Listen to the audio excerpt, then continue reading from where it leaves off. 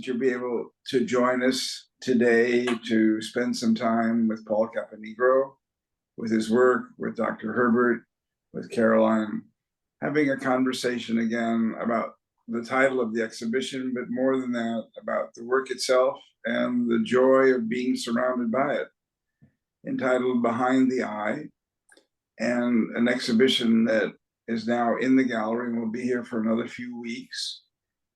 I would say that of the shows that we have mounted over the past only 54 years, this is one of the most beautiful installations that we've ever had, a tribute to Ian, a tribute to the art itself. There's become a conversation that continues to take place between Brother Thomas's ceramics and Paul's photographs that really has created an environment of richness and mystery in very good ways. So part of what we'll be looking at today is both the richness of the works as well as the mysteries behind them, and having Paul as a resource to at least share some of the aspects of the creation of the work itself is a joy. I'd want to begin with a quote, which I usually do over these days, of Brother Thomas. These ancient memories seem to remain and emerge and as symbols, but symbols not in the traditional sense of assigning meaning to them, but rather as objects of enticement for us. And with the first piece, actually, why don't we show the one on the cover as well, because it's really quite extraordinary. Thank you. And Paul, if you would just share a little bit of the background of this photo, how it's been part of your life and part of your total body of work. Well, when I lived in Santa Fe, I traveled quite a bit around in the desert, and of course, eventually got to Yosemite. This is a road I was driving into Yosemite. That's Yosemite Falls way in the background. And I forget the name of this river that's coming down out of Yosemite, but it gave such a beautiful line of flow that I thought, I can't just let it be there. I need to make a photograph of it. I wish I could remember the name of it, but anyway, the landscape. It doesn't need a name. It certainly dances in our eyes, for sure. I like that. Now I don't want to know the name. But in this instance, it captured you and then you captured it for us. And now it exists, I think, wrong word, into eternity, but it does provide us, provide you, and provide all of those who see it with a sense of the continuity of time and place and beauty. And the space itself, the photograph itself, has this wonderful presence in the foreground and the mist in the background. Rusty, any thoughts? Well, I think this is one of Paul's photographs that captures motion. There is a dance to this photograph. The river provides it. But it's an overall composition, as you pointed out, Bernie. There's a background, there's a foreground, and there's a connection between the two. And so much of all of Paul's work has this sort of combination of things that they're spiritual in nature, and that was the idea of the title of this exhibition, Behind the Eye. What is it after an image goes through the eye? It goes into the brain, and that's true for the photographer, and it's true for the viewer. And Paul has a unique way of finding an image that, when you allow your brain to connect, passes on something more than simply the geography that's there. But I like this photograph because of what I think. I think of it as a dancing string almost. I feel a lot of motion in it, which is a nice feeling that goes with a dimension. Well, Go ahead, Paul. I enjoyed wiggling down that wonderful winding snake. It's a nice sensation of dimension to fly. Now, behind the eye, to the brain, I'm afraid the brain is still too connected to the physical eye. And behind the eye is much more the real perceiver. It is not in the physical world itself, but connected to the human being, where it sees deeper than what the eye or the brain can put together. So behind the eye means that the real spiritual dimension is present to take note of what's happening out there that begins to reflect the beauty of the otherness. Beautifully said. As it turns out, there's a quote that I was going to use later, but seems somewhat appropriate now from Thomas. Art is something seen about something unseen. And I think if we can apply that to the next image as well, Caroline, it may give us an opportunity to explore further that notion of what is behind the eye. Yes, and Mr. Pucker, do you mind repeating that first Brother Thomas quote? One of our audience members had a hard time hearing it. The one about ancient memory and symbols. These ancient memories seem to remain and emerge in symbols. But as I said, they're symbols not in a traditional sense where you assign meaning to them, but rather that they themselves speak to you directly. I think we'll see some of that in Paul's work, his beautiful work that he did in Ireland with the stones. I mean, that these are very ancient, and then project a memory that is it's current today in terms of the emotion, although it's a very ancient piece. But this is different. This is one of Paul's earlier pieces. And Paul, I know you mentioned you were traveling again and were captured and almost pulled off the road to make this image. Is that right? Well, I was on the road, Yeah. and what they were doing, they were cutting a road through a particular area. And that in cutting through the landscape, it brought out the a particular type stone, which I forget, that fractures in a way that makes these wonderful shapes and patterns. How could I help but stop and try to find a section, this particular section of these wonderful shapes in the landscape itself, cut out of the land, and get this photograph of these dancing shapes that come together and dangle before you. Someone looked at it and said, it looks like something a painter whose name I forget called Nude Descending the Staircase. Oh, Marcel Duchamp, yeah. Duchamp. And it does have that feeling of shifting its way across the image as if it's walking down something, walking across. Also, the joy of this print is the intensity of lights and darks, spaces within the shadows. The dimensionality of it gives the sensation that it could be, 15 by 40 feet. And yet the size of it, the scale of it is small and intimate, so that you're able to walk into the space visually and be present for this dance that you mentioned before, Paul. It's really quite an extraordinary image. And the other part that I've enjoyed over the years with Paul is that as an individual print is sold, another one shows up. And if we have them side by each, they are very different. The intensity changes from print to print, and it's a joy simply to have these to be seen and see the unseen part of it. Can we look at the next piece, Caroline, please? Paul, can you speak a bit both about how it came to be and how it is? Well, it's not a typically, not the typical tones of a black and white photograph. This is what I call a negative print. I call it black flowers. In reality, the flowers themselves are white, and the dark spaces or the bright spaces are dark. So I made this photograph in a French garden, and I tried to make a print of the standard ordinary black and white photograph, It wasn't satisfying. And one day I picked up the negative and looked at it, and there was the image. It was a negative image.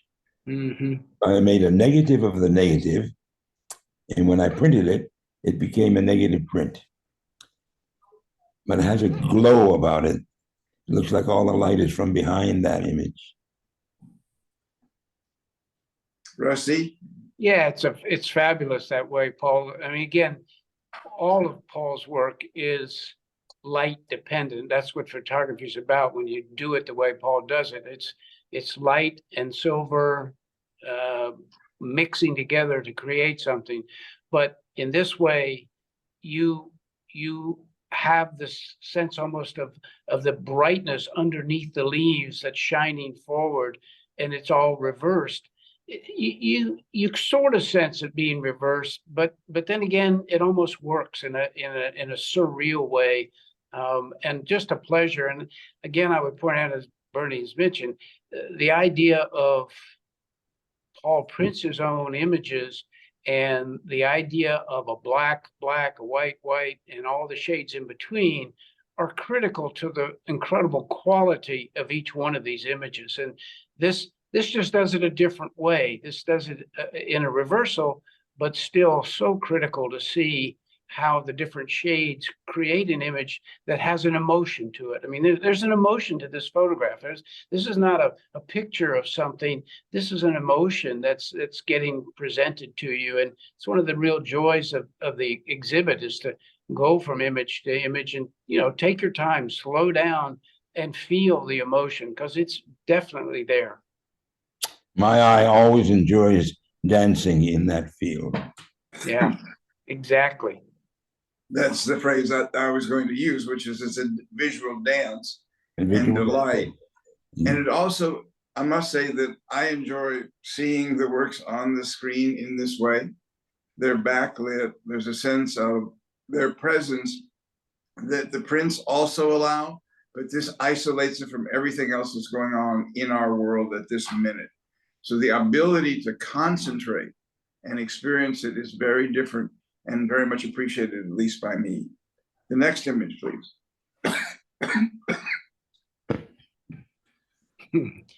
This is one of many people's favorite photographs, and it happened in sort of a blink of an eye. Paul, you can tell that story, but it's like many others, a blink of the eye. But how this came into being. This particular one, I was out in the field photographing.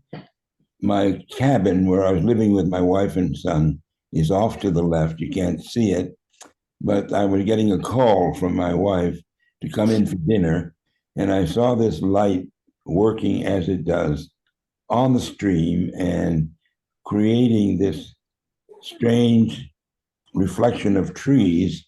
I had to get that. And I didn't answer my wife, and I just went right to work, made the exposure, and that light all disappeared. The last of the sunset was in place. Boom, no more light. Then I could go and have dinner with my wife. But the feeling is that the picture is cut in half, and there's a lower dimension to it. And then the upper one feels like it has the normal space that you would see in real life, but the bottom half is flat and reflecting different shapes of the trees.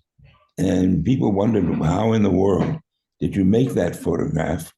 And what is actually happening, where you see the reflected trees end, there's a drop in the landscape, and then it goes into the river. But it has a feel that you're sitting on the land and you're sitting on top of an underworld. So there's my underworld and my real world. And I even got dinner after I made the photograph. I think you deserve the dinner. I must say that, as you may know, Paul, this was a print that Liz, who's worked with us for many, many years, had admired, and only recently were we able to give it to her. And it has brought her such enormous pleasure to have this as part of her world again. Oh, great. One, because I think of her relationship to you and your work, and also because of the image itself. And there's this kind of wonderful glow of mystery that this particular image exudes. And it's a little hard here, but in the print that's in the gallery, the detail of the trees on either side is very, very precise. It's not lost at all. It's quite special. It has a similar feel to the negative print that we looked at before, the flowers and the leaves. Right. And you know, it has that light behind the scene, the underworld. Indeed, the world that we don't see, but is there. The next image, we now have the name of the river, at least on my form. There you go. Bernie, go back one time. I was just Okay. making this particular image of Paul's is a wonderful combination that you'll see in his photographs. And again, there is motion and there's stillness. The stillness, the reflection in stillness, that's what stillness provides. It's a Buddhist sort of concept of be still and things appear. And yet there's this whole element of motion just beyond it. So the combination of the stillness and the motion it makes an excruciatingly wonderful image to take in. Again, if you sort of imagine putting your head close to this image where you see the reflection, the stillness and the reflection, and then beyond that, the rush of the river, it's just a captivating sort of thing, but it's just a beautiful combination of both. Thank you. That, I think, adds to the pleasure of looking at it for sure. And now we're to the Merced River, apparently. Yes. That we began with.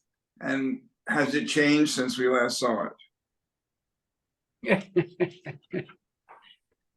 Well, it's giving us a little more detail in the deep shadows, right, on the lower half of the photograph.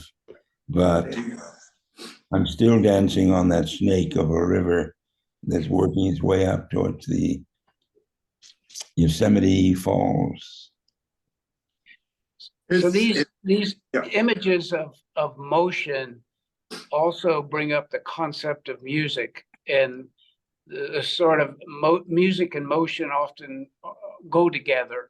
And there is an element we'll try to see in other images as we do, but these images where there's motion bring to me the strongest element of music. But Paul, I know, of course, you are a wonderful pianist and music has been a big part of your life. It's almost the other half other than photography, but I know you feel there is music in your photographs, and maybe you could speak to that briefly. Oh, I tend not to separate. Well, I have my own fantasy about it. The black and white tonalities within the photographic flat surface print, and living also with music, which is an internal dimension of no particular space. It also has a tonality in the world of sound.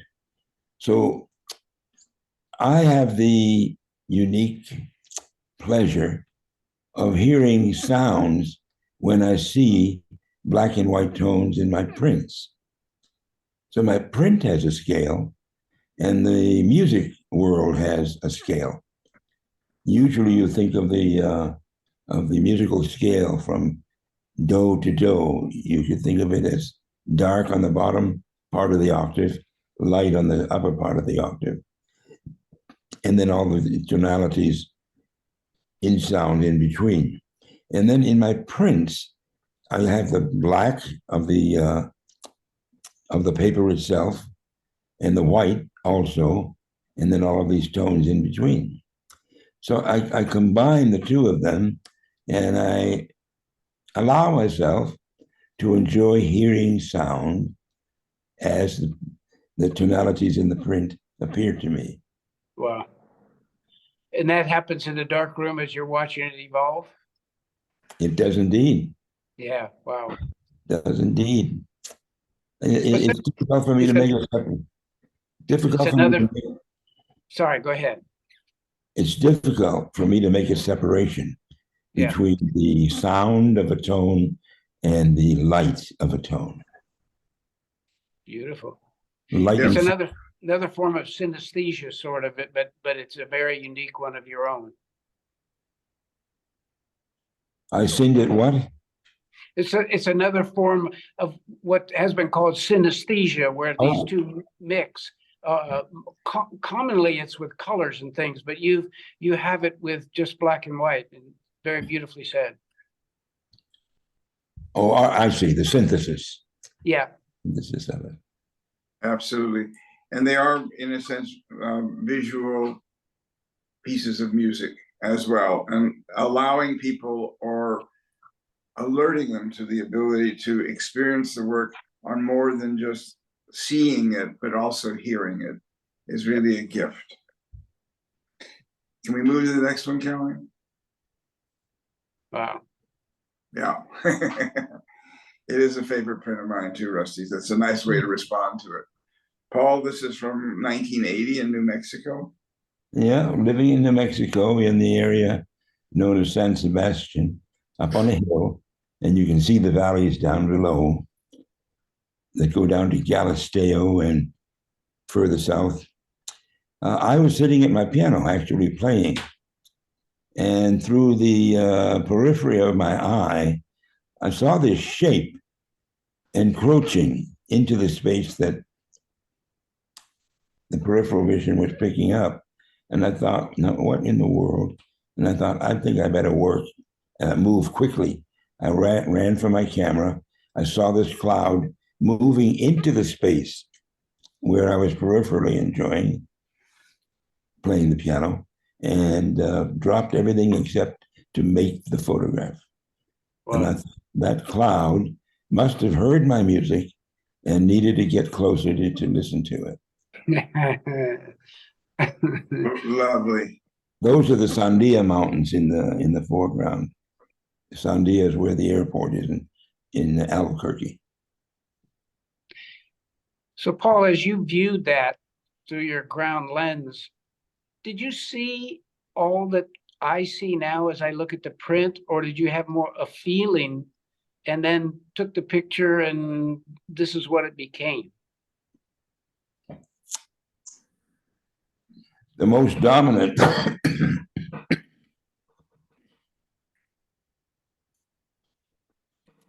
the most dominant aspect was the movement of that cloud into my vicinity. Mm-hmm. And I could feel the other aspects of the image, but that was what was happening. And I needed to stop that cloud in my space. Then I looked back at the photograph and saw that the mountains down below were contributing some rather nice tonalities and shapes. Yeah. And that cloud took its place in the landscape that I live in quite beautifully. Yeah. So the other considerations arrived after I moved very quickly to get that photograph. Mm-hmm. Beautiful. The landscape at the bottom is layered as if it is one of the very subtle Chinese or Japanese prints. Yeah. So that your eye is moved subtly back to, and yet the landscape itself is also glowing, as if the light from the landscape is sharing in the cloud itself, or somehow encouraging the cloud to have that bright area as we're looking at it. There's such a sense of both connection between the cloud and the landscape itself, and yet each one of them operates somewhat independently visually for me. Caroline, you lived in New Mexico for quite some time. Does this in any way resonate with your memories of having been there? Oh yeah, no, I was just thinking about that tiny little bump in the far mountains. If you go just directly down in like a mile to a mile out, that's where I grew up. So I know exactly where that little bump is, and then Santa Fe is kind of over to the right. So it's kind of curved around, and yeah, I grew up on the other side of those mountains. The Galisteo area. Yeah, well, in the kind of towards the bottom of the tram. Oh, all right.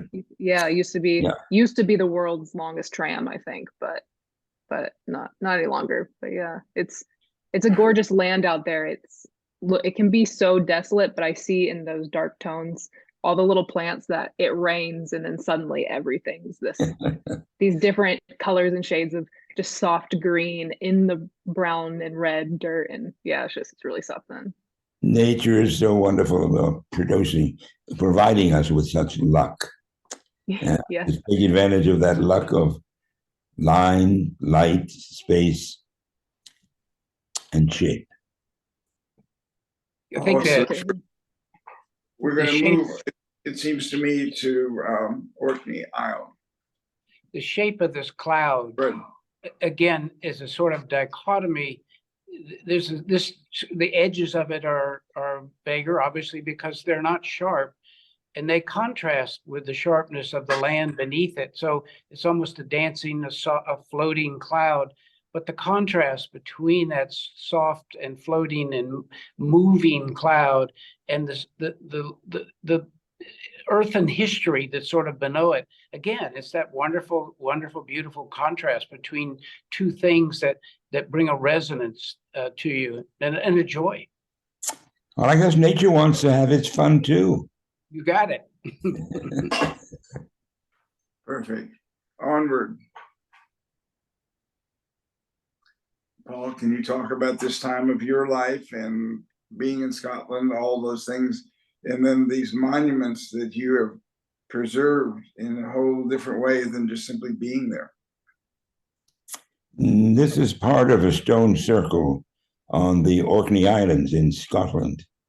The stones that were erected maybe 2,000 to 4,000 BC. It's part of the Orkney stone circle, and their shape, of course, was selected by prehistoric man, well, almost prehistoric, but the height of them, the shape of them, made me think that ancient man had quite a large spiritual dimension in him, because the aspiration expressed in these stones reaching upward told that story to me. Rusty, you chose it for the show. Well, Paul has many images of ancient stones that have resonated with him, Scotland, Ireland, England. These and another were some of the very vertical ones. And the reason I chose them is that they have almost a anthropomorphic character for me. They are like people, sort of ancient people, again, symbolic, but not symbolic. But the verticalness of them, and then the two here, one that's closer, larger, and sort of squared out. The other one, because of the placement of the camera, becomes a skinnier, sort of distant one. And then the background captured. I mean, again, here are these ancient stones, beautiful. Look at them, think about that. And then there's this whole soft cloud behind them, which gives you a contrast of verticalness, horizontalness, darker, lighter, and a melding of everything. But the most striking thing for me, and why I love this piece, is the verticality of the stones, that again, I sort of look like stone people for some reason. And also, I would say that the texture of the one in the foreground adds an element of visual interest. Given everything else that's going on, it seems to be animated because of its physical surface in such a very special way. Another one, if we can move to it. Let me give you let's go back to the other. Okay. That stone lay flat and probably even buried. And prehistoric man, ancient man, expressed himself, expressed his feeling about the earth, which is a very powerful place of energy. His own aspiration and feeling for the earth selected that stone as representing his own aspirations.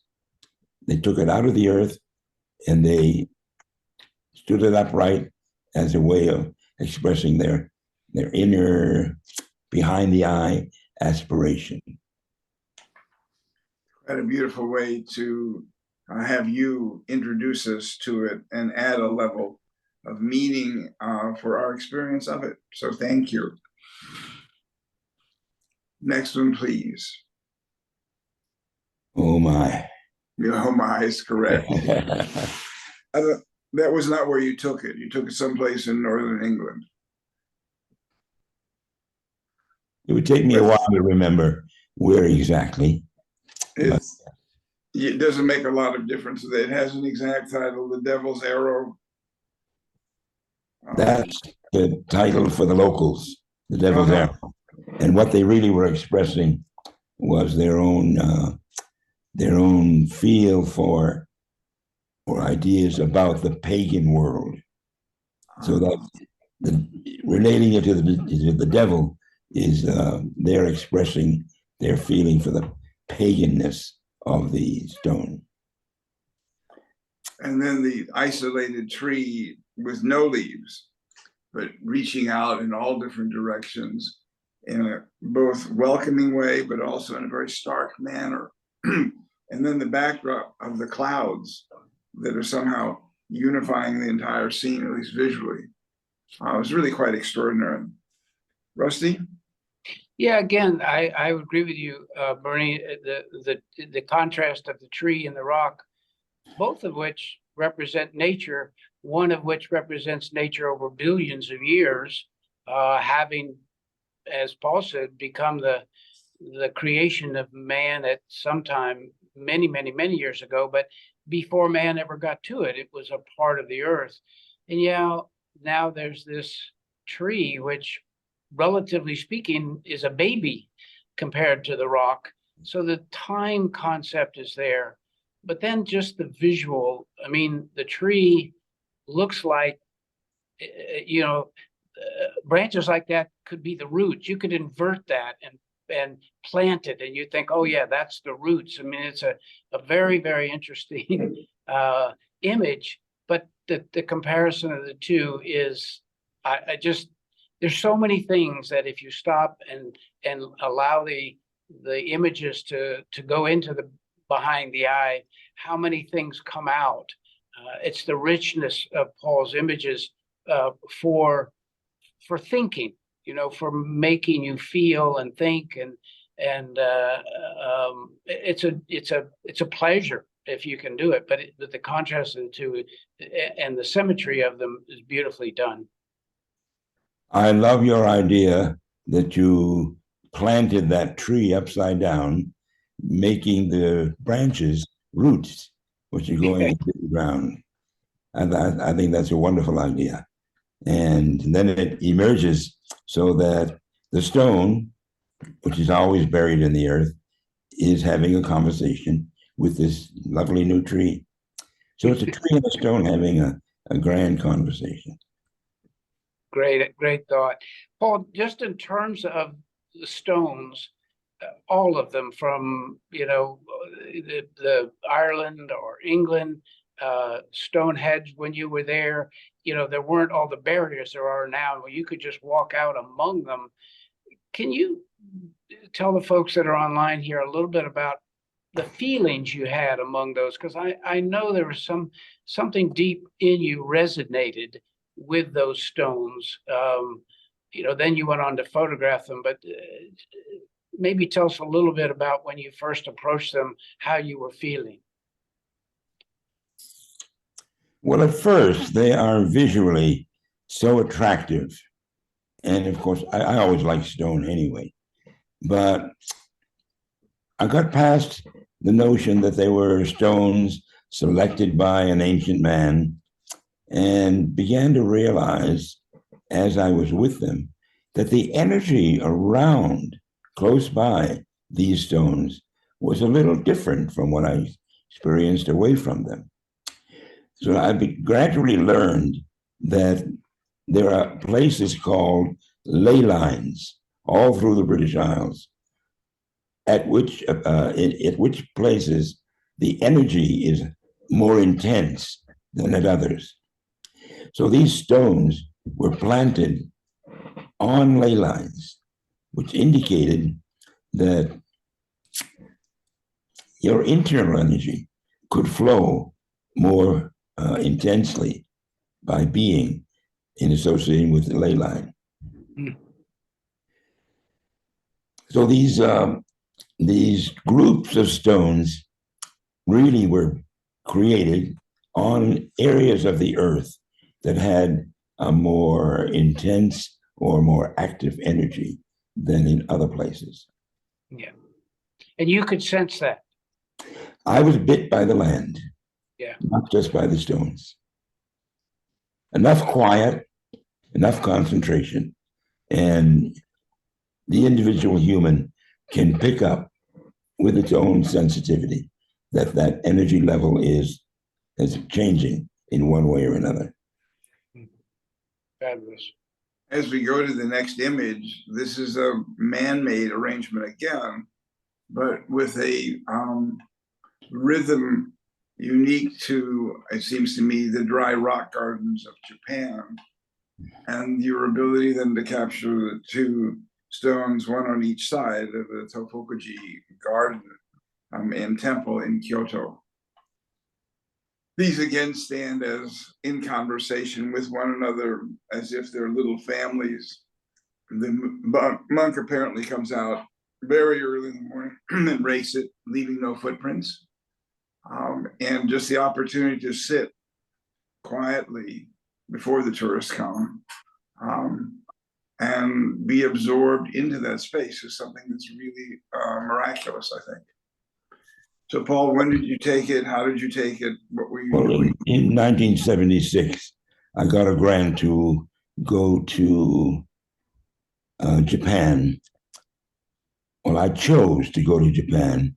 I got the grant to go anywhere I wished, but I had a Japanese sensei, a teacher, who was also my acupuncturist, and he knew of my interest in ancient art, and he said, "I want you to go to Japan, and I want you to meet my sensei, my teacher." So I took the grant money, went straight to Japan, and began to visit the temples and the shrines of the Japanese land. Now, in this particular one, the human being is simply saying hello to some stones and inviting them to grace their gardens in the area that they're raking. Kind of like the shape of the raking, they are like spirals. Spirals are very ancient in themselves. That is, the things we don't see work in a spiral motion while they're being created in the unseen dimension. So here we have the spiral, an ancient creative force, being expressed here as if it was an ocean, waves on a sea. Yeah. I thought that was rather clever. Or rather, I enjoyed my notion of it.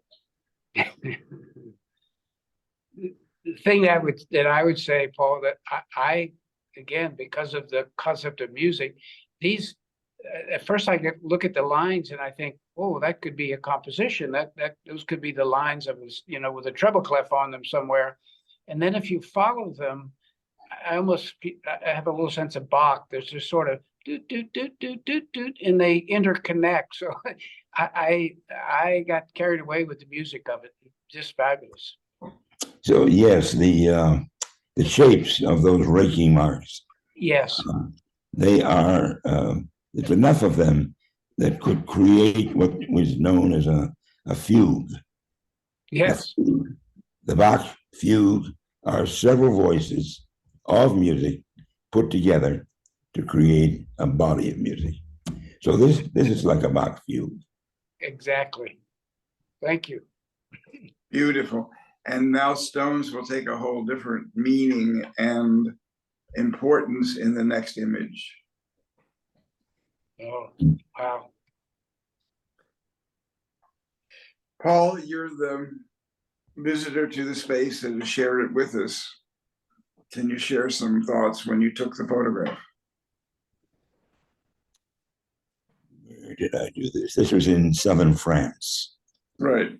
in a cathedral. Tournou. The town was Tournou, and this was known as the Tournou Abbey. I didn't expect to meet this at all when I walked in. I didn't see the typical type of dressing on the stones that you usually do. But tiny bricks make up each of those pillars. And I thought that is so unique, I can't resist it. All those bricks put together like one grand fugue. Visually, you can almost taste it. It's as if I want to lick the surfaces of those stone pillars. And enough of the pillars and a little bit of movement in the ceiling.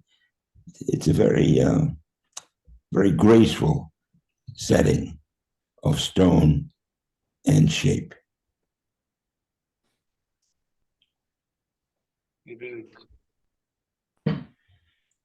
Tournou Abbey.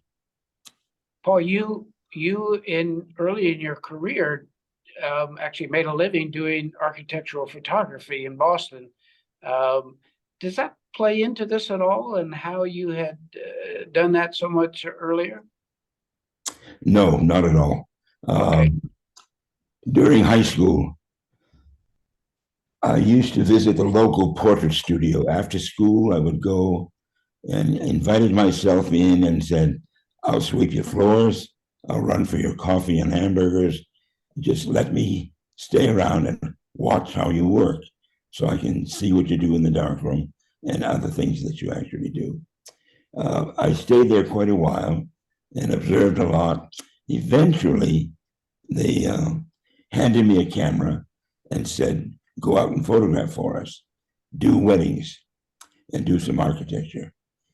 When I graduated high school, I needed a way to make a living. So I went to architects in town, in Boston, and asked them to put me to work, that I would create some very lovely pictures of your constructions. So I picked up half a dozen clients right on Newbury Street in Boston to photograph the architecture that was being made at that time. Good way to make a living.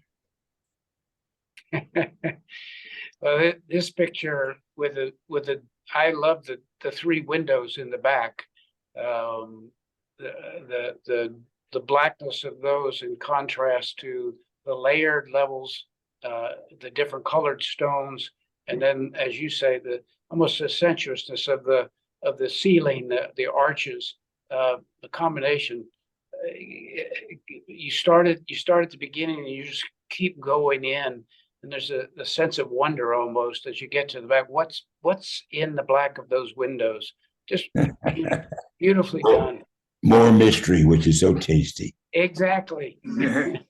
It reminds me of maybe 10 or 15 years ago, we were in Rome with Frank Gehry going to a church probably the same vintage. And he pointed the arches and he said, you know, I could never have designed that without a computer. But the fact that people did this with such integrity of vision and left us with this opportunity to enter into these spaces. And then I think be confronted with what you've called many times behind the eye. What's there for us as human beings? What do these stones speak to us about?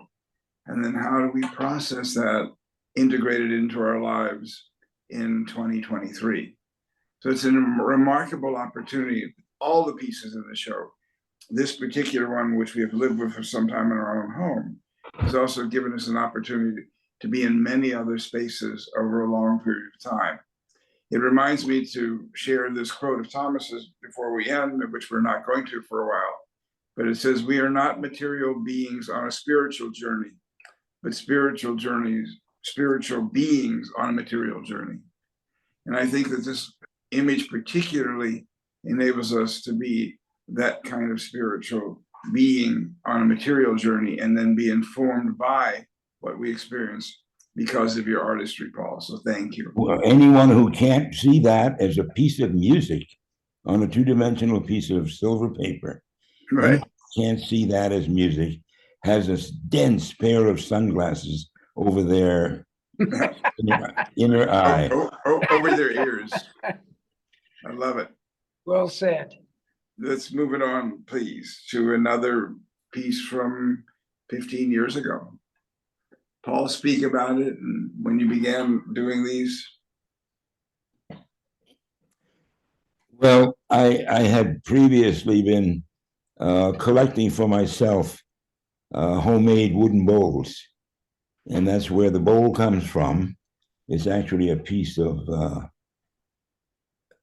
a strangely carved piece of wood. It's the core of the tree. It gives wonderful shapes. And then my brother had sent me earlier from his walks in the woods this wonderful, what they call a wood moth. It's pretty good size, about 4 to 6 inches across. Good size and impressive. And the two of them lived on my shelf for a while. My sister died during that period, and I wanted to make something that would, in a sense, keep her alive in my memory. So I placed the wood moth in the center of the bowl, and it became, to me, like a resurrection, a rising of the spirit from that space upward. Beautifully done. Very beautifully said. It's interesting how some of us, not all of us, can find a visual equivalent in the world in which we're living to deal with matters of the spirit.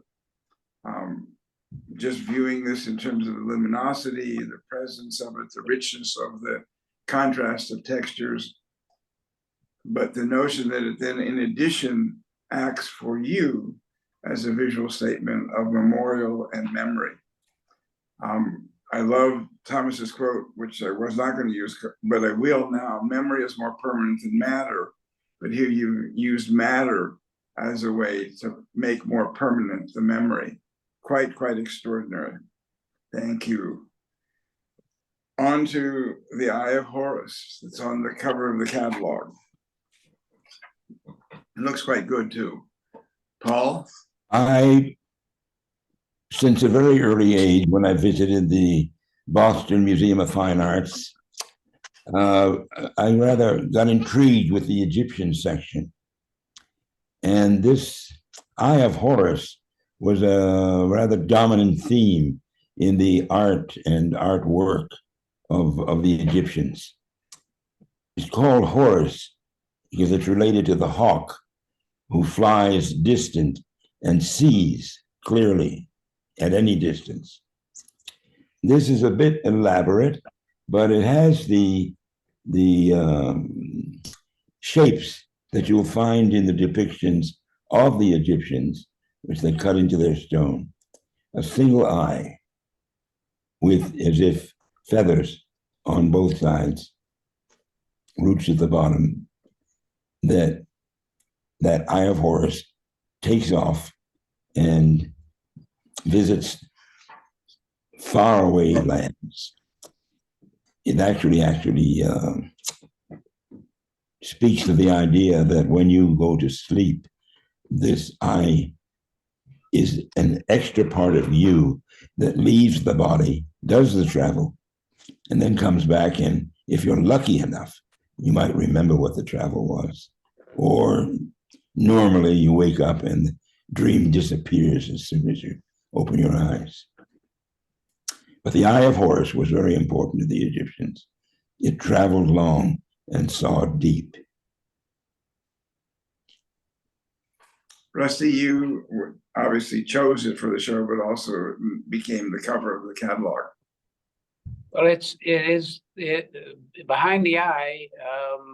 What else could we think about but the Eye of Horus? So it's a wonderful thing. I think we've had two examples now of Paul's creations that he has done within the studio. So much of what we saw before, Paul was out schlepping his camera around the world, and these wonderful pieces that are sort of intense droplets, if you will, he's created himself. And Paul, how did you, as you were in the studio and you were bringing these individual pieces together, each of which obviously has some meaning to you, creatively, do you get the same feeling as capturing something when you're out looking down a canyon or at an ancient stone group? No, I don't get the same feeling. Basically the creative impulse, the creative life within the individual, in some way or another, can be awakened by outer manifestations, just as much by inner, or more so, by inner manifestations. But these outer manifestations reminded me that life is an energy, and it exists on several levels. And the more of those levels that I can visit or am reminded of by whatever Earth presents to me that could remind me is a boon for me. So it's not the same thing. No, it's a process of discovery. And all I need to do is stay open to the world of creativity and energy impulse to get in the way of what that discovery could present to me. Yeah. And then create a vehicle to share it with others. The last one we're going to look at is one that certainly has become a signature piece amongst people who follow your work. And if you could talk a bit about how it happened, and then how you have responded to the image over the decades. I'll never fall out of love with that particular image. Okay. It's a unique image in the world of photography, and it came about very uniquely. But the making of it was nothing I ever expected. I thought I had a certain amount of control in bringing materials and ideas to the scene. But in this case, someone told me there was a herd of white deer in the south of Ireland, County Wicklow. Go and see the man, see if you can maybe make a photograph. And I thought, I'd like that. I went down with my camera, introduced myself to the landowner, and asked if I could make photographs of these white deer on his estate. He said, "You're welcome to wander, do what you like." I went out and saw that there were some deer here, 3 or 4 over there, 6 of them in back of me. And I thought, how do I organize this into a photograph? And then it struck me that the owner might have a sheepdog. And I approached him. "Do you have a sheepdog?" He said, "He's a farmer in Ireland who doesn't have a sheepdog." I said, "Will you send your dog into the field to gather a couple dozen of these white deer and hold them together down at the end of that field? I'm going to be the upper end of the field, and I want you to, at my signal, chase the white deer in my direction." So meanwhile, I had to set up in the woods, in the trees, where the deer wouldn't see me, set up my camera. I knew that tree and that tree was where I would need to center my focus. And when I got set, cocked the shutter, pulled the film slide, I waved to the farmer. The farmer told the dog to go after the deer. And I thought, well, they'll probably scatter all over the place. But wonderfully. One deer took off, that first deer on the left, and the others followed him in a line. And I thought, I don't believe this. So I walked and waited. When they were in the right place, I clicked my shutter. Now I was forced to use a wide aperture and a long shutter speed, which meant that they're going to have to be moving. I didn't know how much. Anyway, I thought, go for it. And I did that. I clicked the shutter. I put the slide back into the holder, and directly over my head, right after that event, 2 white swan flew directly over my head. And I thought, I think the fairies are at work. They sent that dog, that herd of white deer, and my camera to be together to create whatever is on that film. I tell you, I put that film over under my armpit until I got back to the darkroom and processed. It came together unusually. Actually, very little technical planning on my part. Everything was happening. And when the white swan came and said, "You got something there, boy, go home and print it." It's a good thing you listened to the white swan. Beautiful, beautiful, beautiful field. And every time that we've had one in the gallery, a number of people now own it, it always comes feeling slightly differently, as if it has been freshly seen and shared in such a beautiful way. And I would think that that in many ways is what the exhibit, what your work has always been about. I'm looking at the Shinagawa ropes, which hang in my office. The notion that coming back to your work on an ongoing basis, both I have changed and it seems to have changed, so that we can re-meet again and experience it in a really profound and meaningful way, Paul. It's an enormous tribute to your artistry and your commitment to your art that you continue to share with others in such a profound way, an opportunity to somehow engage them with aspects of who they are that they didn't know they might have been. Beautiful. Thank you, Bernie. I'm delighted to be on your walls in silver Well, form. you're certainly in our eyes and in our hearts, so it's been wonderful.